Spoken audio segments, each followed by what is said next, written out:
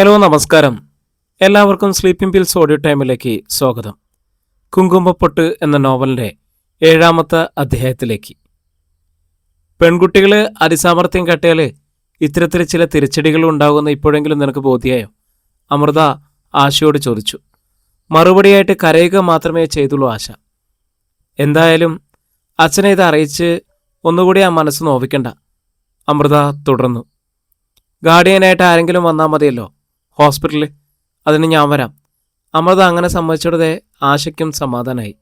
പിറ്റേന്ന് ഏടത്തി അനിയത്തി ഒരുമിച്ചാണ് വീട്ടിൽ നിന്നും പുറപ്പെട്ടത്. ആശയുടെ ഒപ്പം അമൃതയും ഹോസ്പിറ്റലിലെത്തി. അപ്പോഴാണ് കാര്യങ്ങളുടെ നിജസ്ഥിതി വ്യക്തമായത്. ആശയും ക്രിസ്റ്റിയും ചേർന്നുള്ള നിരവധി ഫോട്ടോഗ്രാഫുകൾ ആശുപത്രിയിൽ എത്തിച്ചിട്ടുണ്ട്. പലതരത്തിൽ പല പോസ് ചെയ്തവ. അത്തരത്തിലൊന്നും ഫോട്ടോയ്ക്ക് നിന്നു കൊടുത്തില്ലെന്ന് ആശ ഏവരുടെയും മുന്നിൽ ആണയിട്ട് കരഞ്ഞു. ഒരിക്കൽ ഞാൻ ആ സ്റ്റുഡിയോയിൽ പോയിട്ടുണ്ട്, ഒരു പാസ്പോർട്ട് സൈസ് ഫോട്ടോയുടെ ആവശ്യത്തിന്. അയാളപ്പോൾ വേറെയും കുറച്ച് പടങ്ങളെടുത്തു. ഞാൻ തനിച്ചുള്ള പടങ്ങൾ ബലമായി എടുത്തതാ. ഒന്നിച്ചെടുക്കണമെന്ന് പറഞ്ഞിട്ട് ഞാൻ സമ്മതിച്ചില്ല. എങ്കിൽ പിന്നെ ഈ പടങ്ങളൊക്കെ എങ്ങനെ വന്നു? ആശയുടെ പ്രിൻസിപ്പലിന് ശുണ്ടി വന്നു. അയാളൊരു ഫോട്ടോഗ്രാഫറല്ലേ. ഹോസ്പിറ്റലിലെ നഴ്സിംഗ് സൂപ്രണ്ട് ആശയുടെ സഹായത്തിനെത്തി. ഇത്തരം വേലത്തരങ്ങൾ കാണിക്കാൻ ചിലർ വിദഗ്ധരാ. മുമ്പും ചില പെൺകുട്ടികൾ അത്തരം ആപ്പിൽ വീണിട്ടുണ്ട്. അമൃതയും അത്തരം ചില സംഭവങ്ങളെക്കുറിച്ച് കേട്ടിരുന്നു. അതുകൊണ്ട് ഹോസ്പിറ്റലിലുണ്ടായിരുന്ന തെറ്റിദ്ധാരണ നീങ്ങി. എങ്കിലും അമൃതയ്ക്ക് സമാധാനിക്കാൻ കഴിഞ്ഞില്ല. ക്രിസ്റ്റി എന്നവൻ അടങ്ങിയിരിക്കില്ലല്ലോ. ഇനിയും ഇതുപോലെയുള്ള കുൽസിതങ്ങൾ അവനിൽ നിന്നും ഉണ്ടാവാം. ആശയുടെ ഭാവിക്കും അത് ദോഷാകും. തെറ്റിദ്ധരിക്കുന്നവരെയെല്ലാം അടുത്ത വിശദീകരണമായിട്ട് ചെല്ലാനും തിരുത്തിയെടുക്കാനും കഴിയില്ലല്ലോ. നീ സൂക്ഷിക്കണം. ആശയെ ഹോസ്പിറ്റലാക്കി മടങ്ങാൻ നേരം അമൃത അറിയിച്ചു. ഇനി അവനിൽ നിന്നും എന്തുണ്ടായാലും ഒട്ടും താമസിക്കാതെ തന്നെ അറിയിക്കണം. എന്തു ഭീഷണി മുഴക്കിയാലും ഒളിച്ചു വെക്കാൻ പാടില്ല. ഇപ്പോൾ നിനക്കൊന്നും സംഭവിച്ചിട്ടില്ല. ഇനിയും അവൻ്റെ വലയിൽ വീണാലേ പിന്നെ ആര് വിചാരിച്ചാലും നിന്നെ രക്ഷിക്കാനാവില്ല മോളെ. ഇനി അവൻ എന്തു വന്നാലും എന്തിനു വന്നാലും ആ നിമിഷം ഞാൻ എടുത്തി അറിയിച്ചോളാം. ആശ വാക്കുകൊടുത്തു. അച്ചാറ് കമ്പനിയിലെത്തിയപ്പോൾ വിലാസിനിയമ്മ സീറ്റിലുണ്ടായിരുന്നില്ല. മാഡം ലീവിലാണെന്ന് ആരോ പറഞ്ഞു. അമൃത നേരെ മാനേജറുടെ ക്യാബിനിലെത്തി. മാഡം എവിടെ പോയിരുന്നു സർ? അവൾ തിരക്കി. അമ്മ കുളിമുറിയിൽ വെച്ചിട്ട് ഒന്ന് വീണു. കാലിൽ ചെറിയൊരു ഫ്രാക്ചർ ഉണ്ട്. ഡോക്ടർ വീട്ടിൽ വന്ന് പ്ലാസ്റ്റർ ഇട്ട് തന്നേ. അവിടെ തന്നെ വിശ്രമിക്കുക. ഇനിയിപ്പോൾ ഒരാഴ്ചത്തേക്കെങ്കിലും. അമൃതയുടെ ചോദ്യം പൂർണ്ണമാകും മുമ്പേ ശ്രീറാം മറുപടി നൽകി. ഒരാഴ്ചയല്ല, കുറഞ്ഞത് 3 ആഴ്ചയെങ്കിലും കഴിയണം. അമൃതയിൽ അത് വിമ്മിട്ടുണ്ടാക്കി. ഇനി എന്തിനും ശ്രീറാമൻ്റെ മുന്നിൽ ചെല്ലേണ്ടി വരും. നിസ്സാരമായ കാര്യങ്ങൾ പോലും ആവശ്യത്തിലധികം വിശദീകരിച്ച് മുന്നിൽ പിടിച്ചിരുത്തുന്ന ശീലം അയാൾക്കുണ്ട്. അത് കൂടുതൽ അടുപ്പമുണ്ടാക്കും. അടുക്കുക എന്നതാണ് കക്ഷിയുടെ ലക്ഷ്യവും. അതിനെ പ്രോത്സാഹനം നൽകിക്കൂടെന്ന് അമൃത നിശ്ചയിച്ചു. ശ്രീറാം മുന്നിലെത്തുമ്പോഴും ശ്രീറാമിൻ്റെ മുന്നിലെത്തുമ്പോഴും അവൾ അറിയാതെ മനോജനെ ഓർത്തുപോകും. തന്നെ സ്ത്രീയാക്കിയ പുരുഷൻ. തന്നിൽ നിന്നും ഇന്ന് കാണുന്ന മൃദുലഭാവം അയാൾ തന്നതാണ്. ആ ബൈക്കിൻ്റെ ഒച്ചയ്ക്കായിട്ട് കാതോർക്കാതെ ഇപ്പോൾ ബസ് സ്റ്റോപ്പിൽ നിന്നും ഇടവഴി വരെയുള്ള ദൂരം താണ്ടാൻ കഴിയുന്നില്ല. ഞാൻ മാഡത്തെ ഒന്ന് കണ്ടിട്ട് വരട്ടെ സർ? അമൃത അന്വേഷിച്ചു. അതിനെന്താ? ശ്രീറാം സന്തോഷപൂർവ്വം സമ്മതിച്ചു. അമൃത എന്തിനാ ഇത്ര ഫോർമലായിട്ട് അനുവാദം ചോദിക്കുന്നത്? പോകണമെന്ന് പറഞ്ഞാൽ മതിയല്ലോ. പിന്നെ ഈ സാറ് വിളി അത് കുറച്ചധികമാണ്. ശ്രീറാമിൻ്റെ മനസ്സ് അമൃതയ്ക്ക് പിടികിട്ടുന്നുണ്ടായിരുന്നു. അതുകൊണ്ട് ആ വിഷയത്തെക്കുറിച്ച് കൂടുതൽ സംസാരിക്കാൻ അവൾ ആഗ്രഹിച്ചില്ല. ചിലപ്പോൾ എല്ലാം ശ്രീറാം ഇങ്ങോട്ട് തുറന്നു പറഞ്ഞു എന്ന് വരും. അപ്പോൾ താൻ നിഷേധിക്കേണ്ടി വരും. അങ്ങനെ ഒരു പ്രശ്നം ഉണ്ടാക്കാതെ എങ്ങനെയോ ഒഴിയണം. ഇല്ലെങ്കിൽ വിലാസിനി അമ്മയുള്ള നല്ല ബന്ധം ചിലപ്പോൾ ഒഴിയും. ആ ജോലി ഉപേക്ഷിക്കേണ്ടി വരുന്നത് വേറെ കാര്യമാണ്.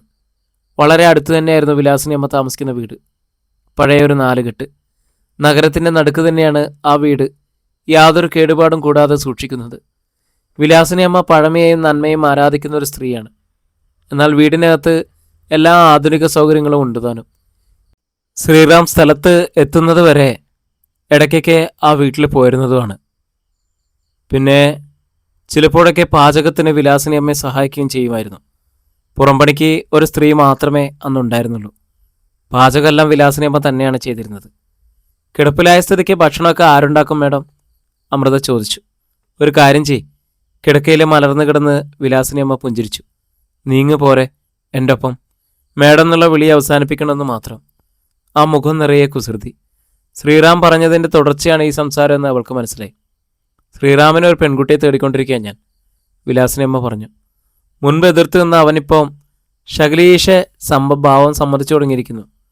എന്നിട്ടും പെണ്ണ് കാണാൻ പോകാൻ മടി. ഒന്ന് രണ്ട് നല്ല ആലോചനകൾ വന്നു. അവനൊന്ന് ചെന്ന് കാണണ്ടേ? മാഡം ചെന്ന് കണ്ട് ഉറപ്പിച്ചാലും മതിയല്ലോ. പക്ഷെ പെണ്ണിനും ആളുകൾക്കും അവനെയും കാണണ്ടേ? അവരോട് ഇങ്ങ് വന്ന് കാണാൻ പറയാൻ പറ്റുമോ? അതല്ലല്ലോ നമ്മുടെ മര്യാദ. അമൃത ആ കിടക്കക്കരികിൽ നിശബ്ദമായിരുന്നു. സ്വത്തും പണമൊന്നും വേണമെന്നില്ല എനിക്ക്. വലിയ ധനികരോ ആഢ്യരോ ആവണമെന്നുമില്ല. അവന് ചേർന്ന കുട്ടിയാവണം. ഞങ്ങളോട് ഒത്തുപോകണം. ഇടത്തരക്കാർ മതി. ഞങ്ങൾ ഇടത്തരക്കാരാണല്ലോ.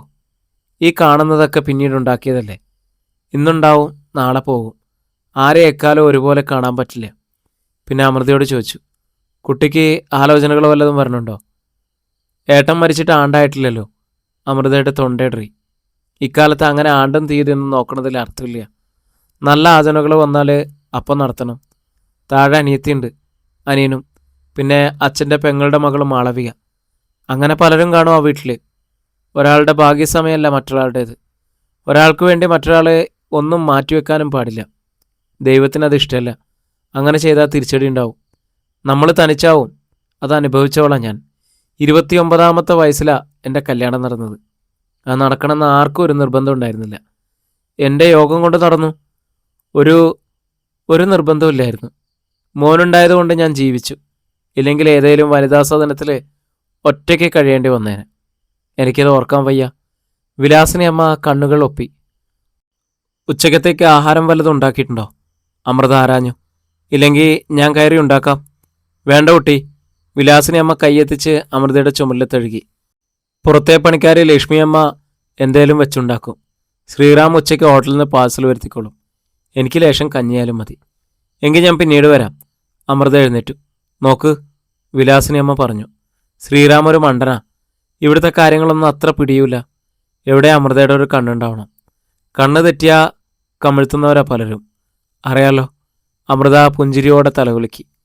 ഈ കിടപ്പിൽ നിന്നൊന്ന് എഴുന്നേറ്റാൽ ഞാൻ അമൃതയുടെ അച്ഛനെ വന്നൊന്ന് കാണുന്നുണ്ട്, വിലാസിനി അമ്മ പറഞ്ഞു. ആണ്ട് കഴിയാനൊന്നും നിൽക്കുന്നില്ല. അച്ഛനടുത്ത് എനിക്കൊരു കാര്യം ചോദിക്കാനുണ്ടേ. എന്താണെന്ന് ഇപ്പോൾ പറയണില്ല. ആ മുഖത്ത് കുസൃതിച്ചിരി. എന്താണ് കാര്യമെന്ന് അമൃതയ്ക്ക് വ്യക്തമായി. അവളുടെ നെഞ്ചു പിടഞ്ഞു. വിലാസിനി അമ്മയ്ക്ക് അമൃതയെ ഇഷ്ടമായിരുന്നു. അമ്മയെടുത്ത സ്ഥാനത്ത് തന്നെയാണ് അവർ കരുതുന്നത്. മേഡം എന്നതിന് പകരം അമ്മയെന്ന് വിളിക്കുന്നതിന് തയ്യാറ്. പക്ഷെ അപ്പോൾ അതിന് മറ്റൊരർത്ഥം ഉണ്ടാവുമല്ലോ. അതവൾക്ക് വയ്യ. വിലാസിനി അമ്മ മനോജിൻ്റെ അമ്മയായിരുന്നെങ്കിലെന്ന് അവൾ സങ്കല്പിച്ചു നോക്കി. അതവളെ കോരിത്തെരിപ്പിച്ചു. വിലാസിനി അമ്മ കിടപ്പിലായതോടെ അമൃതയുമായി അടുക്കാനുള്ള ശ്രീറാമിൻ്റെ ശ്രമം ഒന്നുകൂടി വ്യക്തമായി. മുമ്പത്തേതിലും വ്യക്തമായിട്ട് അവൾ അകൽച്ചയും ഭാവിച്ചു. അമൃതയ്ക്ക് എന്തു പറ്റി? ശ്രീറാം ചോദിച്ചു. എനിക്കൊന്നും പറ്റിയിട്ടില്ല. പ്രേമം ഭാവിച്ച് കേടുവരുത്തുകയെന്നല്ല എൻ്റെ ഉദ്ദേശം. I really want to marry you. തുറന്നു പറയുകയെന്നു. അമൃതയ്ക്ക് ശ്വാസം മുട്ടി. ഒറ്റയടിക്ക് മറുപടി തരണ്ട. ആലോചിച്ചോളൂ. ദിവസങ്ങളോളം, മാസങ്ങൾ പിന്നിടരുതെന്ന് മാത്രം. കാത്തിരിക്കാൻ മനസ്സില്ലാണ്ടല്ല, ഉറപ്പില്ലാതെ കാത്തിരിക്കാൻ വയ്യ. അമൃത മറുപടി പറഞ്ഞില്ല. ദിവസങ്ങളെ അനുവദിച്ചിരുന്നത് കൊണ്ടാവും. ശ്രീറാമും പിന്നീടൊന്നും പറഞ്ഞില്ല. അന്ന് അവൾ ഭാഗ്യത്തിന് മനോജിനെ റോഡിൽ വെച്ച് കണ്ടു. മനോജിനെ ഒന്ന് കാണണമെന്ന് അവൾ വല്ലാതെ ആഗ്രഹിച്ചിരുന്നു. അന്ന് കണ്ടില്ലെങ്കിൽ അയാളെ അന്വേഷിച്ച് അവൾ ജ്വല്ലറിയിൽ ചെല്ലുമായിരുന്നു. അമൃതയുടെ മുന്നിൽ ബൈക്ക് നിർത്തി മനോജ് അന്വേഷിച്ചു. എങ്ങനെ അമൃതേ? എനിക്കുള്ള മറുപടി തയ്യാറായോ? അമൃതയുടെ മുഖം താണു. ശബ്ദം പതറി. എന്നെ രക്ഷിക്കണം എന്നുവെച്ചാ മേലി ശല്യപ്പെടുത്താതെ ഞാൻ ഒഴിഞ്ഞു തരണമെന്നല്ലേ? അമൃത മുഖമുയർത്തി മനോജിനെ നോക്കി. അല്ല പിന്നെ. മനോജിൻ്റെ മുഖം വിടർന്നു. അധികം വൈകാതെ എനിക്കായിട്ട് വീട്ടിലൊരു വിവാഹാലോചന എത്തും. അതുകൊണ്ട് മനോജ് കിതച്ചു. വേണ്ട എന്ന് ക്ഷണിക്കാൻ കാരണങ്ങളൊന്നുമില്ല. എൻ്റെ വീടിനെ സംബന്ധിച്ചിടത്തോളം ആ ആലോചന ഒരാശ്വാസമാണ്. പറഞ്ഞോളൂ, ഞാൻ കേൾക്കുന്നുണ്ട്. മനോജിൻ്റെ ശബ്ദം വിറച്ചു. ആ ആലോചന എത്തും മുമ്പ് മറ്റൊരാലോചന അവിടെ എത്തിയിരുന്നെങ്കിലെന്ന് അമൃതയുടെ തൊണ്ട പിടഞ്ഞു. മറ്റൊരാലോചനയോ? വെമ്പലോടെ മനോജ് അമൃതയെ നോക്കി. ആരുടെ? ലജ്ജയോടെ അമൃത മനോജിൻ്റെ നേർക്ക് ചൂണ്ടി. മനോജിൽ കോരിത്തെരിപ്പുണ്ടായി. അമൃതയുടെ കണ്ണുകളിലേക്ക് അയാളൊന്ന് നോക്കി. നീണ്ടുവിടർന്ന ആ മിഴികൾ ഇത്ര സുന്ദരങ്ങളാണെന്ന് മനോജ് ആദ്യം മനസ്സിലാക്കുകയായിരുന്നു. മുമ്പ് അവയ്ക്ക് ഇത്ര കറുപ്പും തിളക്കവും ആർദ്രതയും ഇല്ലായിരുന്നു. വെട്ടാനായി വരുന്ന കാട്ടുപോത്ത് പോലെ ആ പഴയ പെണ്ണിനെ അയാൾ ഒരു നിമിഷവും സങ്കല്പിച്ചു. മനോജിന് ചിരി വന്നു. അമൃതയുടെ കണ്ണുകളിൽ ഈറനായി. അതിമോഹമാണ് ഞാൻ പറഞ്ഞതെങ്കിൽ വിട്ടേക്കൂ. ഉള്ളതുകൊണ്ട് തൃപ്തിപ്പെടാനൊന്നും എനിക്ക് മടിയില്ല. എനിക്കങ്ങനെ ഉള്ളതുകൊണ്ട് തൃപ്തിപ്പെടാൻ അറിയില്ല. ആശ തന്നെ വേണം. അതുകൊണ്ട് എന്ന് വേണമെന്ന് പറഞ്ഞാൽ മതി. വീട്ടിൽ വന്ന് ആളുകൾ അവിടെ എത്തും. എന്ന് വേണമെന്ന് സ്വയം തീരുമാനിച്ചാൽ മതി, അമൃത പറഞ്ഞു. അധികം വൈകരുതെന്ന് മാത്രം. ഞാൻ പറഞ്ഞിട്ടാണ് വരുന്നതെന്ന് അച്ഛൻ അറിയരുത്. നമ്മൾ തമ്മിൽ കാണാറുള്ള കാര്യം മക്കളിൽ ഒരാളെങ്കിലും അച്ഛൻ്റെ ഇഷ്ടത്തെ മാനിച്ചു എന്ന് പാവം ഞങ്ങളുടെ അച്ഛൻ സമാധാനിച്ചോട്ടെ. ഓക്കെ, പുഞ്ചിരിയോടെ മനോജ് തലയാട്ടി. അപ്പുമാഷ എനിക്ക് വലിയ ഇഷ്ടവും ബഹുമാനമാണ്. അതുകൊണ്ട് അദ്ദേഹത്തിൻ്റെ മൂത്ത മകളെ കല്യാണം കഴിക്കാമെന്ന് വെച്ചു ഞാൻ. ആ കുട്ടി എനിക്ക് അത്ര ഇഷ്ടമായി. അങ്ങനെ ഞാൻ എൻ്റെ വീട്ടിൽ പറയൂ. അമൃതയുടെ വ്യക്തിത്വത്തിൽ ഒരു കറപുരളില്ല. വീട്ടിലാരൊക്കെയുണ്ട് അറിയാൻ അമൃതയ്ക്ക് കൗതുകമായി. അച്ഛനില്ല, അമ്മയും ഒരനിയനും അനിയത്തിയും. എൻ്റെ ഇഷ്ടമാണ് അമ്മയുടെ ഇഷ്ടം. ആ അമ്മയുടെയും സഹോദരങ്ങളെയും അമൃത മനസ്സിൽ കണ്ടു. അവരെല്ലാം അവൾക്ക് വല്ലാതെ ഇഷ്ടമായി. അപ്പോൾ പിരിയാം, മനോജ് അറിയിച്ചു. അമൃതയ്ക്കൊരു ചീത്തപ്പേരുണ്ടായി അച്ഛൻ്റെ മനസ്സ് വിഷമിപ്പിക്കണ്ട. അയാൾ ബൈക്ക് സ്റ്റാർട്ടാക്കി. ആ ബൈക്ക് കണ്ണിൽ നിന്നും മറയുവോളം അമൃത ഇടവഴിയിലൂടെ തുടക്കത്തിലേക്ക് നടന്നു. സന്ധ്യയ്ക്ക് ക്ഷേത്രത്തിലേക്ക് പോകുന്ന വലിയ ഷാരിസ്യാർ അത് കണ്ടു. ആരാ അത്? അവൾ തിരക്കി. ആരാ? എനിക്കറിയില്ല, അമൃത കൈമലർത്തി. മിണ്ടാപ്പൂച്ച കലോടക്കുവോ? അവർ ചിരിച്ചു. ഈ ശീലമൊന്നും കുട്ടിക്കില്ലെന്നാ ഞങ്ങളെ നനച്ചത്. കിതച്ച് കിതച്ച് ഷാരിസ്യാർ നടന്നുപോയി. 2 ദിവസം കഴിഞ്ഞപ്പോൾ ഷാരുടെ മാഷ് ചങ്ങാഴത്ത് വന്ന് അപ്പുമാഷോട് രഹസ്യമായിട്ട് അറിയിച്ചു. ആ ജ്വല്ലറിയുടെ പയ്യൻ്റെ വീട്ടുകാർ അമൃതയെ പെണ്ണ് കാണാൻ വരണത്രേ, വരണ ഞായറാഴ്ച. സന്തോഷം കൊണ്ട് അപ്പുമാഷിൻ്റെ മുഖം വിങ്ങി. എങ്കിലും അദ്ദേഹം ഒരു തടസ്സം പറഞ്ഞു. അവൻ്റെ ആണ്ട് കഴിഞ്ഞില്ലല്ലോ. അതും പറഞ്ഞ് മുഖത്ത് വന്ന മഹാലക്ഷ്മിയെ തട്ടിക്കളയണ്ട. മാഷിനോടുള്ള പ്രിയം കൊണ്ടാണത്രേ നിങ്ങളുടെ ഒരു കുട്ടിയെ കല്യാണം കഴിക്കാമെന്ന് വെച്ചത്. സന്തോഷമുള്ള കാര്യമായിട്ടും അപ്പുമാഷ് ആരോടും അതേപ്പറ്റി പറഞ്ഞില്ല. 2 കിലോ അവിലും ഇടങ്ങഴി പാലും കുറിച്ച് പഴവും വാങ്ങി കരുതി, അത്രമാത്രം. അധ്യായം 18. ഞായറാഴ്ച പ്രഭാതം അമ്പലത്തിൽ പോകാനായി അമൃത കുളിച്ചൊരുങ്ങുന്നത് കണ്ടപ്പോൾ ആശയ്ക്കും മാളവിക്കും അത്ഭുതം. അമ്പലത്തിൽ ഭക്തിയും പ്രാർത്ഥനയും ഒന്നും ഇതുവരെ അമൃതയ്ക്ക് ഒരു വിഷയമേ ആയിരുന്നില്ല. എന്താ അമൃത എടുത്ത് പുതിയൊരു ഭക്തി? ആശ അർത്ഥഗർഭമായിട്ട് അമൃതയെ നോക്കി. ഏടത്തിയുടെ മനസ്സിൽ ആരോ കടന്നിരുന്നിരിക്കുന്നു. ഇതോടെ ഉറപ്പായി. എനിക്ക് ഊഹിക്കാനാവുന്നുണ്ട് ആ മനസ്സ്. നമ്മൾ തമ്മിൽ അത്ര പ്രായവ്യത്യാസമൊന്നുമില്ലല്ലോ. അമൃത അതിന് മറുപടി പറയാനൊന്നും പോയില്ല. തുമ്പ് കെട്ടിയ മുടിയിൽ ഒരു തുളസിക്കതിര് പൊട്ടിച്ചണിഞ്ഞു. അവൾ പടിക്കലെത്തിയപ്പോഴേക്കും തിടുക്കത്തിൽ സാരി വാരിച്ചുറ്റി കിതച്ചുകൊണ്ട് ആശയം പിന്നിലെത്തി. ഞാനും വരണുണ്ട് അമ്പലത്തിൽ, ഒരു കള്ളച്ചിരി കടിച്ചിറക്കിയ ആശലത. ഏടത്തെ കാണാൻ ആരാ അവിടെ വരണമെന്ന് എനിക്കറിയാമല്ലോ. കത്തുന്ന മിഴികളോടെ അമൃത അനിയത്തിയെ നോക്കി. നിന്നെപ്പോലെയാണ് ഞാനെന്ന് വിചാരിച്ചോ? അടികൊണ്ടതുപോലെ സ്തബ്ധയായി ആശ. ഒരു നിമിഷം അവൾ ആ വഴിയിൽ നിന്നുപോയി. അമൃത പക്ഷെ തിടുക്കത്തിൽ മുന്നോട്ട് നടന്നു. തിരികെ പോയാലോ എന്ന് ആശ ആലോചിച്ചു. ഒരുപക്ഷെ തന്നെ തിരിച്ചുവിടാൻ വേണ്ടിയാണ് ഏടത്തി അത്ര രൂക്ഷമായി പ്രതികരിച്ചെങ്കിലോ. എങ്കിൽ വിട്ടുകൊടുക്കില്ലെന്ന് അവൾ തീരുമാനിച്ചു. അവർ തൊഴുതു മടങ്ങിയെത്തി. അച്ഛനും ആനന്ദിയും ചായ വിളമ്പിക്കൊടുത്തു. അമ്മയെ കഞ്ഞി കുടിപ്പിച്ചു. അത് കഴിഞ്ഞ് അമൃതയും ആശയും മാളവിയും കൂടി ആഹാരം കഴിക്കാനിരുന്നപ്പോഴാണ് ഇടവഴിയിൽ കാറിൻ്റെ ശബ്ദം കേട്ടത്. മനോജിൻ്റെ വീട്ടുകാരാണെന്ന് അമൃതയ്ക്ക് അറിയില്ലായിരുന്നു. എന്നാണ് അവർ വരികയെന്ന് മുൻകൂട്ടിയൊന്നും പറഞ്ഞിരുന്നില്ലല്ലോ. അച്ഛൻ അറിഞ്ഞ കാര്യം മക്കളെ അറിയിച്ചിരുന്നുമില്ല. പടി കടന്ന് 3 പേരാണ് നടന്നു വന്നത്. പട്ടുസാരി അണിഞ്ഞ സുന്ദരിയായ ഒരു മധ്യവയസ്ക, ചുരിദാർ അണിഞ്ഞ മിടുക്കിയായ ഒരു പെൺകുട്ടി, ജീൻസും ബനിയനുമായി 10-20 വയസ്സ് തോന്നിക്കുന്ന ഒരു പയ്യനും. മുൻപ് കണ്ടിട്ടില്ലാത്ത ആദ്യത്തെ ആള് മനോജിൻ്റെ അമ്മയാണെന്ന് മറ്റുള്ളവരും സഹോദരങ്ങളാണെന്നും അമൃതയ്ക്ക് മനസ്സിലായി. ജീൻസ് അണിഞ്ഞ പയ്യന് മനോജിന് നല്ല ചായ ഉണ്ടായിരുന്നു. സ്വർണ്ണക്കടമ ഉടമയായതുകൊണ്ട് മനോജ് വളരെ സമ്പന്നനായിരിക്കുമെന്ന് അമൃതയ്ക്ക് ഊഹിക്കാൻ കഴിഞ്ഞിരുന്നു. ആ അമ്മയെ കണ്ടതോടെ അവർ വളരെ ആഭിജാത്യരാണെന്ന് മനസ്സിലായി. ഉമ്മറത്തേക്ക് ഇറങ്ങിച്ചെല്ലാൻ അവൾക്ക് ആഗ്രഹമുണ്ടായിരുന്നു. എന്നാൽ അച്ഛൻ എന്ത് വിചാരിക്കുമെന്ന ഭയം അവളെ തടഞ്ഞു. ആരൊക്കെ അടുത്തിയാ വരുന്നത്? പുറത്തേക്ക് എത്തി നോക്കിക്കൊണ്ട് ആശ അമൃതയോട് ചോദിച്ചു. അമൃത അതിന് മറുപടിയൊന്നും പറഞ്ഞില്ല. എനിക്ക് ആദ്യം തോന്നിയത് അമൃത ജോലി ചെയ്യുന്ന പിക്കിൾ കമ്പനിയിലെ ആ വിലാസിനി മേഡമാണെന്നായിരുന്നു. പക്ഷെ ആ സ്ത്രീക്ക് ഇത്രയും നിറവും സൗന്ദര്യം ഇല്ല കേട്ടോ. അപ്പോഴേക്കും ആഗതർ മുറ്റത്തെത്തി കഴിഞ്ഞിരിക്കുന്നു. ചാരു കസേരയിൽ നിന്നും എഴുന്നേറ്റ് എന്ന് അപ്പുമാഷ് അവരെ സ്വീകരിച്ചു. വരൂ, അകത്തേക്ക് വരിക. അകത്തെ തളത്തിലാണ് മാഷ അതിഥികളെ ആനയിച്ചത്. ഇരിക്കും മുമ്പ് സുന്ദരിയായ മധ്യവയസ്ക മാഷെ തൊഴുതുകൊണ്ട് വിനയപൂർവ്വം അറിയിച്ചു. വസന്തമാളിക ജ്വല്ലറി നടത്തുന്ന മനോജിൻ്റെ അമ്മയാണ് ഞാൻ. പേര് ശ്രീദേവി. ഇത് മനോജിൻ്റെ അനിയൻ വിനോദ്. ഇവള് അവർ രണ്ടുപേരുടെയും അനിയത്തി. പേര് ശ്രുതി. കുട്ടികളും മാഷിന്റെ നേർക്ക് കൈകൂപ്പി. അന്തസ്സും വകതിരിവുള്ള അമ്മയും മക്കളും എന്ന് അപ്പു മാഷ് മനസ്സിൽ കുറിച്ചു. ഒപ്പം അവരെ എല്ലാവരെയും നോക്കി മാഷ് കൈകൾ കൂപ്പി. ഇരിക്കൂ, ഞങ്ങളുടെ ഈ കൊച്ചു വീട്ടിലേക്ക് വന്നതിൽ അങ്ങേയറ്റത്തെ സന്തോഷമുണ്ട്. ഒരു പാവപ്പെട്ട സ്കൂൾ മാഷാ ഞാനേ. ഭാര്യ രോഗിയായിട്ട് കിടപ്പില്ല. മൂത്തൊരു മകനുണ്ടായിരുന്നത് അടുത്ത കാലത്ത് മരിച്ചു. മാഷിൻ്റെ തൊണ്ടയിടറി. പിന്നെ ഉള്ളത് ഈ പെൺകുട്ടികളാണ്. ഏറ്റവും ഇളയ മകനാണെങ്കിൽ ഹാൻഡിക്യാപ്ഡാ. അങ്ങനെയൊക്കെ നോക്കിയാൽ അങ്ങേയറ്റത്തെ ദൗർഭാഗ്യവാനാണ് ഞാൻ. നിങ്ങളെപ്പോലുള്ള വലിയ ആളുകളെ സ്വീകരിക്കാനുള്ള ഒരു തയ്യാറെടുപ്പ് ഇവിടെയില്ല. സ്നേഹവും നന്ദിയും ഉണ്ടാവും ഞങ്ങൾക്ക്. അതുമാത്രമേ കാണൂ. ശ്രീദേവിയമ്മയും മക്കളും ഇരുന്നു. എന്തിനാ ഇങ്ങനെയൊക്കെ സ്വയം താഴ്ത്തി പറയണേ? ശ്രീദേവിയമ്മ ചോദിച്ചു. മാഷിനെ കുറിച്ച് മനോജ് വിശദമായി പറഞ്ഞിട്ടുണ്ട്. ഇപ്പോൾ ഈ സംസാരത്തിലും ഞങ്ങൾക്ക് ആ മഹത്വം ബോധ്യമായി. ഒരു സ്വീകരണം വേണ്ടിയിട്ടൊന്നുമല്ലല്ലോ ഞങ്ങൾ വന്നത്. മാഷിൻ്റെ മകളെ കാണാനല്ലേ. പുഞ്ചിരിയോടെ അവർ മകളെ നോക്കി. ആ മക്കളുടെ മുഖത്തും നിറയെ പുഞ്ചിരിയായിരുന്നു. അകത്ത വാതിലിന് പിന്നിൽ നിന്നിരുന്ന അമൃതയുടെ ഉള്ളം കുളിർത്തു. അവളുടെ പിന്നിൽ നിന്നിരുന്ന ആശയും മാളവികയും ഒന്നും മനസ്സിലാകാത്ത മട്ടിൽ പരസ്പരം നോക്കി.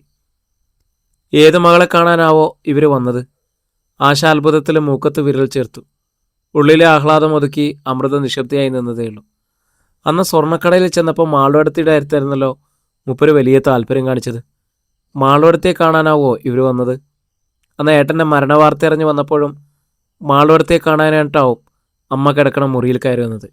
പക്ഷെ എനിക്കപ്പോൾ ഒരു സംശയം തോന്നിയില്ല കേട്ടോ. ഏതായാലും മാളുവടത്തി കോളടിച്ചു. ആശ ശബ്ദമടക്കി ചിരിച്ചു. അമൃതയ്ക്ക് വല്ലാത്ത ഈർഷ്യണ്ടായി. മുഖം അടച്ച് ആശയ്ക്കിട്ടൊന്ന് കൊടുക്കണമെന്ന് തോന്നി. പക്ഷെ അവൾ പണിപ്പെട്ട് സ്വയം നിയന്ത്രിച്ചു. അപ്പോഴാണ് മാളവികയുടെ കൊഞ്ചൽ. എന്നെയൊന്നും ആവില്ല, നിന്നെയാവും. അന്ന് ആ ഫോട്ടോഗ്രാഫറുടെ കയ്യിൽ നിന്ന് നിന്നെ രക്ഷിച്ചുകൊണ്ട് പോകുന്നത് മൂപ്പരല്ലേ. അന്ന് തൊട്ട് തുടങ്ങിയതാവും കള്ളി. മാളവിക ആശയുടെ കൈത്തണ്ടയിൽ നുള്ളി. ഏതായാലും അമൃതയടത്തിയല്ല. ആശ ചിരിച്ചു. തുടക്കം തൊട്ടേ അമൃതയടത്തിയായിട്ട് അയാൾ ഉടക്കാം. അന്ന് എന്നെ രക്ഷപ്പെടുത്തി കൊണ്ടുവന്ന രാത്രിയിൽ എന്തൊക്കെയാ ആ പാവത്തിനെ പറഞ്ഞത്? അമൃതയുടെ ഉള്ളിൽ വല്ലാത്തൊരു ഞെട്ടലുണ്ടായി. ഇവരെ എങ്ങനെ ധരിച്ചാലും മനോജിൻ്റെ മനോഭാവത്തിൽ യാതൊരു മാറ്റവും ഉണ്ടാവാൻ പോകുന്നില്ല. പക്ഷേ തനിക്കിത് പ്രശ്നമാവോ? അമൃതയുടെ മുഖത്ത് കനപ്പ് കണ്ട് ആശ തുറന്നു. ഞാനുള്ളത് പറഞ്ഞതാ. ഉദാസീന മട്ടിൽ അവൾ ചുമല് കുലുക്കി. ആണുങ്ങളെടുത്ത് തട്ടിക്കയറാൻ ചെല്ലുമ്പോൾ ഓർക്കണം, വെട്ടുപോത്തിനെ ഇഷ്ടപ്പെടാൻ ആർക്കും കഴിയില്ല. നല്ല ചുട്ട മറുപടി അമൃതയുടെ കയ്യിലുണ്ടായിരുന്നു. മോളെ അമൃതേ. അമൃത വാതുക്കൽ നിന്നും മുഖം വെളിയിലേക്ക് നീട്ടി. അതിഥികളെ പരിചയപ്പെടുത്താനാവും അച്ഛൻ വിളിച്ചതെന്ന് അവൾക്ക് തോന്നി. ഇപ്പോൾ ഒരാച്ച എന്ന് പറഞ്ഞ് അകത്തുപോയി ഈ സാരി മാറിയിട്ട് അവരുടെ മുന്നിൽ ചെല്ലുമെന്ന് അവൾ നിശ്ചയിച്ചിരുന്നു. മനോജിൻ്റെ അമ്മയ്ക്ക് തീരെ മോശം എന്ന് തോന്നണ്ട. എന്നാൽ അപ്പുമാഷോട് അവളോട് ആവശ്യപ്പെട്ടത് മറ്റൊന്നാണ്. ആ അവല് നനച്ചൊന്നെടുക്കും മോളെ. നന്നായിരിക്കണം. ചായ എടുത്തോ. പിശുക്കൊന്നും വേണ്ട. നന്നായി പാലൊക്കെ ചേർക്കണം. നമ്മുടെ വീട്ടിൽ വരേണ്ട ആളുകളൊന്നുമല്ല വന്നിരിക്കണത്. അയ്യോ, അങ്ങനെയൊന്നും പറയരുതേ, ശ്രീദേവി അമ്മ അപേക്ഷിച്ചു. അത്ര വമ്പന്മാരൊന്നുമല്ല ഞങ്ങൾ. അച്ഛന് സ്വർണ്ണക്കടയായിരുന്നു. അദ്ദേഹം പോയപ്പോൾ ആ സ്ഥാനം ഈ മകനെ ഏറ്റെടുത്തു. ബിസിനസ്സിൽ മാത്രമായിരുന്നു അവൻ്റെ ശ്രദ്ധ. ആളുകളെ ആകർഷിക്കാനുള്ള തന്ത്രമൊക്കെ അറിയാം. അങ്ങനെ ഒരല്പം മെച്ചായി. എന്നാൽ എപ്പോഴും കഷ്ടകാലം വരിക എന്നറിയില്ലല്ലോ. അതിനായിട്ട് ഒരു കാലത്തും അഹന്ത കാണിക്കാൻ പാടില്ല എന്നാ ഞാൻ മോനോട് എപ്പോഴും പറയാറുണ്ട്. അങ്ങനെ തന്നെ വേണം, അപ്പുമാഷ് അഭിനന്ദിച്ചു. നല്ല അമ്മമാർ വളർത്തുന്ന മക്കൾ നന്നായിട്ടേ വരൂ. അച്ഛൻ എത്ര നന്നായിട്ടും കാര്യമില്ല. അമ്മ നന്നായാലേ മക്കൾ നന്നാവും. മനോജിന് ഈ അമ്മയുടെ നന്മ അതേപടി കിട്ടിയിട്ടുണ്ട്. ഇല്ലെങ്കിൽ ഞങ്ങളോട് ഇങ്ങനൊരു മനസ്സലിവ് തോന്നുമോ? മനസ്സലിവ് ആവില്ല. ശ്രീദേവി അമ്മ പുഞ്ചിരിച്ചു. മാഷിൻ്റെ കുട്ടിയെ അവന് അത്രയ്ക്ക് ഇഷ്ടമായിട്ടുണ്ടാവും. അങ്ങനെ ഇഷ്ടപ്പെടാൻ അവരെ ആരെയും അയാൾ ഒന്നിലധികം തവണ കണ്ടിട്ട് പോലും ഉണ്ടാവില്ല. ഒരു തവണ അവർ 3 പേരും കൂടി ഒരു കമ്മലോ മറ്റോ എടുക്കാൻ ഇവിടുത്തെ സ്വർണ്ണക്കടയിൽ പോയിട്ടുണ്ട്. പിന്നെ 2 തവണയോ മറ്റോ ഇവിടെ വന്നിട്ടുണ്ടെന്ന് തോന്നുന്നു. അപ്പോഴൊന്നും ഇഷ്ടമുണ്ടാവാൻ മാത്രം അവരെ അടുത്ത് കണ്ടിട്ടുണ്ടാവില്ല. അകലെ നിന്ന് കണ്ടാലും മതിയിലോ ഒരു പെൺകുട്ടിയോട് ഇഷ്ടം തോന്നാൻ? ശ്രീദേവി അമ്മ പുഞ്ചിരിയോടെ തർക്കിച്ചു. മാഷൻ ചിരിച്ചു. എന്നാലും അങ്ങനെയൊന്നും ഉണ്ടായിട്ടില്ല എന്ന് എൻ്റെ വിചാരം. ഇവിടെ വന്ന് ഞങ്ങളുടെ കഷ്ടപ്പാടും പ്രയാസവും കണ്ടപ്പോൾ ഒരു മനസ്സലിവ് തോന്നിയിട്ടുണ്ടാവും. ഷാരണി മാഷ എൻ്റെ അടുത്ത് വന്ന് പറഞ്ഞതും ആ രീതിയിലാണ്. വസന്തമാളികയിലെ മനോജിന് അപ്പുമാഷിൻ്റെ മകളെ കല്യാണം കഴിച്ചാൽ കൊള്ളാമെന്ന് ആഗ്രഹമുണ്ടെന്ന്. ഏത് മകളാണെന്ന് പോലും പറഞ്ഞില്ല. കുട്ടികളുടെ പേര് പോലും അയാൾക്ക് നിശ്ചയമുണ്ടാവില്ല. അതാ കാര്യം. പെട്ടെന്ന് മാളവികയും ആശയും നാണത്തിൽ പരസ്പരം നോക്കി. അമൃതയ്ക്കൊരു ക്ഷീണം അനുഭവപ്പെടുകയും ചെയ്തു. അപ്പോഴാണ് ശ്രീദേവിയമ്മയുടെ മറുപടി വന്നത്. പക്ഷെ എൻ്റെ അടുത്ത് മൂത്ത കുട്ടിയെന്ന് തെളിച്ചു പറഞ്ഞിരിക്കുന്നു. മാഷെ നോക്കി അവർ മന്ദസിച്ചു. അതോടെ സ്വയം അറിയാതെ അമൃത വലങ്കൈ നെഞ്ചോട് ചേർത്ത് പിടിച്ചു. ചായയും പലഹാരം അറിയിച്ച കൊണ്ടുവന്നോളൂ. മാഷിൽ നിന്നും വീണ്ടും അറിയിപ്പുണ്ടായി. എത്ര നേരായ അച്ഛൻ പറഞ്ഞിട്ട്? കുറ്റപ്പെടുത്തും പോലെ ആശ അമൃതയെ നോക്കി. അമൃത അകത്തേക്ക് നടക്കാനൊരുങ്ങിയപ്പോൾ മാളവിക ചാടി മുമ്പേ കയറി. അമൃത ഇവിടെ നിന്ന് പുറത്തെ വർത്തമാനം കേട്ടോളൂ. ഞാൻ പോയി അവല് നനയ്ക്കാം, ചായ ഉണ്ടാക്കാം. അമ്മാമ്മയുടെ മൂത്ത മോൾ അമൃതയല്ലേ? അമൃതയെ കാണാനാവും അവർ വന്നിരിക്കുന്നത്. മാളവികയുടെ സ്വരം ഇടറുന്നുണ്ടായിരുന്നു. അമൃത പക്ഷെ വിട്ടുകൊടുത്തില്ല. അവളാണ് ആദ്യം അടുക്കളയിലെത്തിയത്. മത്സരിച്ചെന്നോണം കൂടെ മാളവിക ആശികയുണ്ടായിരുന്നു. അമൃത ചായയ്ക്ക് വെള്ളം വച്ചപ്പോഴേക്കും മാളവിക അവലെടുത്ത് പേറ്റി പൊടിയും മഴുക്കും കളഞ്ഞ് ചരുവത്തിലിട്ട് നനച്ചു. ആശ തേങ്ങ ചുരുണ്ടിയെടുത്തു. ആരോടൊന്നില്ലാതെ അതിനിടയിൽ അവൾ പറഞ്ഞു, മൂത്ത കുട്ടിയെന്ന് പറയുമ്പോൾ അച്ഛൻ്റെ മൂത്ത കുട്ടിയെന്നോ ഇവിടെ ഉള്ളതിൽ മൂത്ത കുട്ടിയെന്നോ എന്താ അർത്ഥമാക്കിയതെന്ന് എനിക്ക് മനസ്സിലാവാത്തത്. സ്വന്തം ഏടത്തിയായ അമൃതയോട് അവൾക്കെന്തോ വിരോധമുള്ളതുപോലെ. അമൃതയുടെ നെഞ്ച് വല്ലാതെ നൊമ്പരപ്പെടുകയും ചെയ്തു. എന്നാൽ അതിൽ വലിയ വ്യസനമാണ് മാളവിക പ്രകടമാക്കിയത്. എന്തിനാ ആശക്കുട്ടി എന്നെ ഇങ്ങനെ കളിയാക്കണത്? അവലിലെ ശർക്കര ചുരണ്ടിയിടുന്നതിനിടയിൽ അവള് ഏങ്ങി കരഞ്ഞു. ഞാൻ ആരും ഇല്ലാത്തവളായതുകൊണ്ടാണോ? നിങ്ങളെയൊക്കെ പോലെ ആശിക്കാനുള്ള ഭാഗ്യം എനിക്കുണ്ടോ? സുന്ദരിയൊന്നുമല്ലല്ലോ ഞാൻ. എന്നെ ആരാ ആശിക്കാനാ? എനിക്ക് ആര് ജീവിതം തരാനാ? ആരെങ്കിലും വന്നാൽ തന്നെ അവർ ചോദിക്കുന്ന സ്ത്രീധനം കൊടുക്കാനുണ്ടോ എനിക്ക്? വല്ല രണ്ടാം കെട്ടുകാരോ അല്ലെങ്കിൽ അങ്ങനെയുള്ള വയസ്സായവരോ വന്നാലായി. സാരിത്തലപ്പ് കൊണ്ട് അവൾ കണ്ണു തുടച്ചു. ഇതിങ്ങനെ ഒരു കണ്ണുനീര് തുള്ളി ആശയ്ക്ക് ശുണ്ടി വന്നു. നല്ലതും പറയാൻ വയ്യ, ചീത്തയും പറയാൻ വയ്യ. കൊല്ലാൻ വിളിച്ചാലും വളർത്താൻ വിളിച്ചാലും കരച്ചിൽ തന്നെ. എനിക്ക് അർഹതയില്ലാത്തത് എന്തിനാ ആശക്കുട്ടി ഞാൻ ആശിക്കണത്? മാളവിക ചോദിച്ചു. വെറുതെ പരിഹസിക്കപ്പെടാനോ? എൻ്റെ പൊന്നേ, ഞാനൊന്നും പറഞ്ഞില്ലേ? ആശ മുഖം വെട്ടിത്തിരിച്ചു. അപ്പോഴേക്കും അപ്പുമാഷ് അകത്തേക്ക് കയറി വന്നു. ആഹാ, ഇവിടെ ഇതുവരെ ഒന്നും ആയില്ലേ? ദാ ഇപ്പം ആവോ അച്ഛാ, അമൃത പറഞ്ഞു.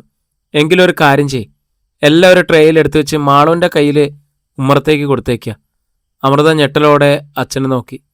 അപ്പുമാഷിൻ്റെ മുഖത്ത് പുഞ്ചിരിയായിരുന്നു. ഉള്ളതിൽ നല്ലൊരു സാരി അവളെ ഉടുപ്പിക്കുക. ഇവിടെയുള്ള ആഭരണങ്ങൾ എടുത്ത് അണിയിച്ചോളൂ. അവർക്ക് മോശമൊന്നും തോന്നണ്ട. അമൃതയ്ക്കൊന്നും മനസ്സിലായില്ല. അവളുടെ തൊണ്ടയിൽ എന്തോ തടഞ്ഞു. നെഞ്ചിൽ കരിങ്കല്ല് കയറ്റി വെച്ചതുപോലൊരു ഭാരം. കണ്ണുകൾ എറിഞ്ഞു. അതൊന്നും ശ്രദ്ധിക്കാതെ അപ്പുമാഷ് തിരിഞ്ഞ് പുറത്തേക്ക് നടന്നു. ഇപ്പം എങ്ങനെ ഇരിക്കണോ? ആശ മാളവികയെ നോക്കി. അന്ന് ആ സ്വർണ്ണക്കടയിലെ രംഗം കണ്ടപ്പോഴെനിക്ക് തോന്നിയതാ, ഇങ്ങനെ എന്തെങ്കിലും അത്ഭുതം സംഭവിച്ചാട് കൂടായികില്ലെന്ന്. വലിയ സ്വർണ്ണക്കടക്കാരൻ്റെ ഭാര്യയാവുമ്പോൾ പാവങ്ങളെ മറക്കല്ലേ? ആശ മാളവികയുടെ കവിളിലൊന്നും നുള്ളി. മാളവികയുടെ മുഖം നാണത്തിൽ തുടുത്തു. നനഞ്ഞ കണ്ണുകളിൽ പുഞ്ചിരി തെളിഞ്ഞു. അമൃതയിടത്തേക്ക് അച്ഛൻ വാങ്ങിത്തന്ന ആ പുതിയ സാരി ഉടുപ്പിക്കാം അല്ലേ? ആശ അമൃതയെ നോക്കി. ഇപ്പോഴൊക്കെയല്ലേ നമ്മുടെ സാരി ഉടുക്കണ്ടു. കുറേ കഴിയുമ്പോൾ നമ്മൾ മാളുവടത്തിയുടെ സാരി വാങ്ങി ഉടുക്കേണ്ടി വരും. അതിൻ്റെ ഒന്നും ആവശ്യം വരില്ല, മാളവിക നാണത്തോടെ അറിയിച്ചു. എനിക്ക് എത്ര എണ്ണം വാങ്ങിയാലും അതിൽ പാതി ഞാൻ നിങ്ങൾക്കായിട്ട് കൊടുത്തിടും. എനിക്ക് മറ്റാരാ ഉള്ളത്? മാളുവടത്തിയുടെ ഒരു മനസ്സ് നോക്കിയേ എന്ന മട്ടിൽ ആശ അമൃതയെ നോക്കി. കഥയറിയാതെ ആട്ടം കാണുന്നവൻ്റെ അവസ്ഥയിലായിരുന്നു അമൃതയുടേത്. അച്ഛനിത് എന്തുപറ്റി? അച്ഛൻ തെറ്റിദ്ധരിച്ചതാണോ? അതോ താനാണോ തെറ്റിദ്ധരിച്ചത്? ഒന്നും വിശ്വസിക്കാനോ ഒന്നും ശബ്ദിക്കാനോ ആവാതെ കുഴഞ്ഞുപോയി അമൃത. നല്ല സാരി എടുത്ത് അണിഞ്ഞൊരുങ്ങി. മാളവിക ട്രേയിൽ ചായക്കപ്പുമായിട്ട് പലഹാരക്കിണ്ണവുമായിട്ട് തളത്തിലേക്ക് വന്നപ്പോൾ അപ്പുമാഷ് ശ്രീദേവി അമ്മയോട് പറഞ്ഞു, എൻ്റെ 3 പെൺകുട്ടികളിലും മൂത്തത് ഇവളാ. എൻ്റെ പെങ്ങളുടെ മകളാണെങ്കിലും സ്വന്തം മകളായി തന്നെ ഞാനിവളെ കാണുന്നത്. മാളു എൻ്റെ മകളാണില്ലെന്ന കാര്യം മനോജ് അറിഞ്ഞിട്ടുണ്ടാവില്ല. എങ്കിലും ഞാൻ പറയണമല്ലോ, അതിനായി മാത്രം പറഞ്ഞതാ. പക്ഷെ അവളെ എൻ്റെ മകളായി മാത്രമേ നിങ്ങളും കാണാവൂ. ശ്രീദേവി അമ്മയുടെ കണ്ണുകളും വിസ്മയം വിടർന്ന മിഴികളും മാളവികയെ നോക്കിയിരിക്കുകയായിരുന്നു. ഇവളുടെ കല്യാണം കഴിഞ്ഞ് എൻ്റെ മക്കളുടെ ഉണ്ടാവൂ, മാഷു പറഞ്ഞു. ഇവൾക്കൊരു നല്ല ജീവിതം ഉണ്ടാക്കി കൊടുക്കാതെ മരിക്കാൻ പോലും എനിക്ക് കഴിയില്ല. അധ്യായം 19. എന്താ പേര്? നിറകണ്ണുകളോടെ മുഖം താഴ്ത്തി നിൽക്കുകയായിരുന്ന മാളവികയോട് ശ്രീദേവിയമ്മ ചോദിച്ചു. മാളവിക മുഖമുയർത്തി നോക്കി പുഞ്ചിരിച്ചു. മാളൂട്ടി. മാളൂട്ടി എന്നുള്ളത് ഞാൻ വിളിക്കണ ഓമനപ്പേരാണ് കേട്ടോ, അപ്പുമാഷ് കൂട്ടിച്ചേർത്തു. പേര് മാളവിക എന്നാ. ഞാനിട്ട പേര് തന്നെയാ, നല്ല പേര്. ശ്രീദേവിയമ്മ മകനെയും മകളെയും നോക്കി. ഇത് തന്നെയല്ലേ മനോജ് പറഞ്ഞതും? അകത്തെ വാതിലിൻ്റെ മറയിലുണ്ടായിരുന്ന അമൃത കാതുകൂർപ്പിച്ചു നിന്നു. തൻ്റെ പേര് അദ്ദേഹം പറഞ്ഞിട്ടുണ്ടെങ്കിൽ ഈ തെറ്റിദ്ധാരണ നീങ്ങിയേനെ എന്നവൾ ആശിച്ചു. പേരൊന്നും മനോടം പറഞ്ഞില്ലമ്മേ. മനോജിൻ്റെ അനുജത്തി ശ്രുതി അറിയിച്ചു. അപ്പുമാഷിൻ്റെ മൂത്ത കുട്ടി എന്ന് മാത്രമേ പറഞ്ഞിട്ടുള്ളൂ. അവസാന വാചകത്തിൽ അമൃതയുടെ ഹൃദയം തുടിച്ചു. എവിടെയെങ്കിലും ഒരു തെറ്റിദ്ധാരണ നീങ്ങിയിരുന്നെങ്കിൽ. ഞാൻ പറഞ്ഞില്ലേ, അപ്പുമാഷ് ഉറക്കെ ചിരിച്ചു. മാളുവിനെ എൻ്റെ മൂത്ത മോളായിട്ട് തന്നെ മനോജ് കണ്ടിരിക്കണത്. ആയിക്കോട്ടെ, അതന്നെയാ സത്യവും. മനോജിൻ്റെ അമ്മയും മറ്റുള്ളവരും അങ്ങനെ തന്നെ കാണണമെന്ന എൻ്റെ ആഗ്രഹം. അക്കാര്യം ഓർത്ത് മാഷ് വിഷമിക്കണ്ട, ശ്രീദേവി അമ്മ പറഞ്ഞു. മനോജ് എങ്ങനെ കാണുന്നോ അതുതന്നെ ഞങ്ങളുടെ കാഴ്ച. വേദനിച്ചിട്ടെന്നോണം അമൃത പെട്ടെന്ന് വലങ്കൈ നെഞ്ചോട് ചേർത്ത് പിടിച്ചു. അപ്പോൾ അരികിലുണ്ടായിരുന്ന ആശ അവളോട് തിരക്കി. മാളോടത്തിയുടെ ഒരു ഭാഗ്യം തന്നെ അല്ലേ? വെറുതെയെങ്കിലും ഒന്ന് തലയാട്ടാൻ അമൃതയ്ക്ക് കഴിഞ്ഞില്ല. അച്ഛനും മറ്റുള്ളവരും തെറ്റിദ്ധരിച്ചിരിക്കുകയാണ്. മാളൂട്ടി അടക്കം. കുറ്റം തൻ്റേതാണ്. മനോജ് തന്നെ സ്നേഹിക്കുന്ന കാര്യവും വിവാഹിതരാവാൻ തങ്ങളെ മനസ്സുകൊണ്ട് ആഗ്രഹിക്കുന്ന വിവരവും അച്ഛൻ അറിയരുതെന്ന് ചട്ടം കിട്ടിയത് മറ്റാരുമല്ല. അപ്പുമാഷിൻ്റെ മകളെന്ന നിലയ്ക്കുള്ള താല്പര്യം വെച്ചുകൊണ്ട് തന്നെ വിവാഹം ആലോചിക്കുന്നതായി മാത്രമേ അച്ഛൻ അറിയാവൂ എന്ന് ക്ഷണിച്ചു. അച്ഛൻ്റെ കണ്ണിൽ നല്ല കുട്ടിയാവാനും അച്ഛനെ വേദനിപ്പിക്കാതിരിക്കാനും വേണ്ടി ചെയ്തതാണ്. വെളുക്കാൻ തേച്ചത് പാണ്ടായി. ഇനി എന്ത് ചെയ്യുമെന്ന് അമൃതയ്ക്ക് അറിയില്ലായിരുന്നു. ആശയോടെ മാളൂട്ടി എന്ന് അവരുടെ മുന്നിൽ ചെന്ന് നിൽക്കും. അവളുടെ മനസ്സ് നിറയെ സന്തോഷമാണ്. എങ്ങനെ താനായി അത് തല്ലിക്കൊഴിക്കും? മനോജ് തന്നെയാണ് ആഗ്രഹിക്കുന്നതെന്ന് എങ്ങനെ വെളിപ്പെടുത്തും? അതോടെ തന്നെക്കുറിച്ച് അച്ഛനുണ്ടായിരുന്ന ധാരണകളെല്ലാം തീരില്ലേ? അച്ഛന് മാത്രമല്ല, മനോജിൻ്റെ അമ്മയ്ക്കും സഹോദരങ്ങൾക്കും എന്തു തോന്നും? മാഷിൻ്റെ പെങ്ങളുടെ മകളാണെന്നല്ലേ പറഞ്ഞത്? മാളവികയൊന്ന് നോക്കിയിട്ട് ശ്രീദേവി അമ്മ അപ്പുമാഷിനോട് ചോദിച്ചു. അതെ, അപ്പുമാഷ് പുഞ്ചിരിച്ചു. ഈ കുട്ടിയുടെ അച്ഛനും അമ്മയും? ശ്രീദേവി അമ്മയുടെ അടുത്ത ചോദ്യം. അമ്മ മരിച്ചുപോയി. അച്ഛനോ? അച്ഛനും മരിച്ചു എന്ന് പറഞ്ഞാലോ എന്ന് അപ്പുമാഷ് ആലോചിച്ചു. അപ്പോഴാണ് മാളവിക ദയനീയമായിട്ട് അപ്പുമാഷിനെ നോക്കിയത്. മാഷിൻ്റെ ചിന്ത മനസ്സിലാക്കിയതുപോലെ അങ്ങനെ പറയല്ലേ എന്ന യാചനയായിരുന്നു ആ കണ്ണുകളിൽ. അവളുടെ കണ്ണുകൾ തുളുമ്പി, ചുണ്ടുകൾ വിതുമ്പി. ഇനി കുട്ടി അകത്തേക്ക് പോയിക്കോട്ടെ, അപ്പുമാഷ് ശ്രീദേവി അമ്മയോട് ആരാഞ്ഞു. പോയിക്കോട്ടെ, ശ്രീദേവി അമ്മ സമ്മതിച്ചു. ഞങ്ങൾക്ക് കുട്ടിയെ ഇഷ്ടമായി. ബാക്കി എന്തൊക്കെയാണ് വേണ്ടതെന്ന് മാഷ് ആലോചിച്ച് മനോജിനോട് തന്നെ പറഞ്ഞാൽ മതി. അവനെ ഞാൻ ഇങ്ങോട്ടേക്ക് അയക്കാം. ആയിക്കോട്ടെ. നിറകണ്ണുകളോടെ അപ്പുമാഷ് തലകുലുക്കി. മാളവിക തിരിഞ്ഞ് അകത്തേക്ക് കയറിപ്പോയി. കൂടെയുള്ള മറ്റുള്ളവരുടെയൊക്കെ കൂടി ഒന്ന് കണ്ടാൽ കൊള്ളാമെന്നുണ്ട്, ശ്രീദേവി അമ്മ മാഷോട് പറഞ്ഞു. എല്ലാവരും അകത്തുണ്ട്, അപ്പുമാഷ് അറിയിച്ചു. എൻ്റെ ഭാര്യ രോഗിയായിട്ട് കിടപ്പിലാണ്, അതുകൊണ്ടാണ് പുറത്തേക്ക് വരാതിരുന്നതേ. പിന്നെയുള്ളവർ കുട്ടികളാ. എല്ലാവരും മാളൂട്ടിയുടെ താഴെയുള്ളവരാ. വരൂ, എല്ലാവരെയും പരിചയപ്പെടുത്തി തരാം. അദ്ദേഹം എഴുന്നേറ്റു. ശ്രീദേവി അമ്മയെ എഴുന്നേറ്റു. കൂടെ ശ്രുതിയും. മനോജിൻ്റെ നേരെ അനിയനായ വിനോദ് ഇരുന്നിടത്ത് തന്നെ ഇരുന്നതേ ഉള്ളൂ. ഗോമതി അമ്മ കിടക്കുന്ന മുറിയിലേക്കാണ് അപ്പുമാഷ് ശ്രീദേവി അമ്മയെയും ശ്രുതിയെയും കൊണ്ടുപോയത്. അവിടെ മാളവികയും ആശയും ഉണ്ടായിരുന്നു. അച്ഛൻ്റെ ഒപ്പം മനോജിൻ്റെ അമ്മയും അകത്തേക്ക് വരുന്നതുകൊണ്ട് അമൃത ഓടി കിടക്കറയിൽ ചെന്ന് കമഴ്ന്നു വീണു. ഇനി എന്തിന് ആ അമ്മ തന്നെ കാണണം? എല്ലാം അവസാനിച്ചില്ലേ? ഗോമതി അമ്മയുടെ കിടക്കയിലിരുന്ന ശ്രീദേവി അമ്മ കുശലങ്ങൾ പറഞ്ഞു. മാളവികയും ആശയും പരിചയപ്പെടുത്തി. കാലുവയ്യാത്ത ആനന്ദിനെയും അപ്പുമാഷ് വിളിച്ചു വരുത്തി. ഇനിയിപ്പോൾ ഈ വീട്ടിലൊരു ആന്തരി ഇവനാ. എൻ്റെ കാലം കഴിഞ്ഞാൽ ഇവനേ ഉള്ളൂ ഈ പെൺകുട്ടികൾക്കൊരു തുണ. അപ്പോൾ ചുറ്റും കണ്ണോടിച്ചുകൊണ്ട് ശ്രീദേവി അമ്മ അന്വേഷിച്ചു. ഒരു പെൺകുട്ടി കൂടി ഉണ്ടെന്ന് പറഞ്ഞല്ലോ, അനന്തിയെ? അപ്പുമാഷിന് അപ്പോഴാണ് അമൃതയെക്കുറിച്ച് ഓർമ്മ വന്നത്. എവിടെ അമൃത മോളെ? അദ്ദേഹം ചുറ്റും നോക്കി വിളിച്ചു. എന്നിട്ട് ആശയോട് ചോദിച്ചു, എവിടെ നിൻ്റെ അടുത്തി? ഇപ്പോൾ ഇവിടെ ഉണ്ടായിരുന്നതാണല്ലോ. അമൃതയെ തിരഞ്ഞ് ആശ പുറത്തേക്കിറങ്ങി. ആള് തിരക്കിയൊന്ന് വരുമെന്ന് അറിഞ്ഞതും അമൃത കിടക്കിൽ നിന്ന് എഴുന്നേറ്റ് കണ്ണും മുഖവും തുടച്ചു. അപ്പോഴേക്കും ആശ വാതുക്കലെത്തി. ഏടത്തി ഇവിടെ എന്തെടുക്കുക? ആ അമ്മ അവിടെ തിരക്കണുണ്ടല്ലോ. വല്ലാത്തൊരു തലവേദന. വിരലുകൾ നെറ്റിയിൽ അമർത്തിപ്പിടിച്ചു അമൃത. തലയ്ക്കാണോ വേദന അതോ മനസ്സിനോ? അർദ്ധഗർഭമായ ആശ അമൃതയെ നോക്കി. അമൃതയ്ക്ക് അസഹ്യമായി ചുണ്ടി വന്നു. ആശയുടെ കയ്യിൽ കടന്നു പിടിച്ചോള്. ദേ തോന്നിയാസം പറഞ്ഞാലുണ്ടല്ലോ. തോന്നിയാസാണോ?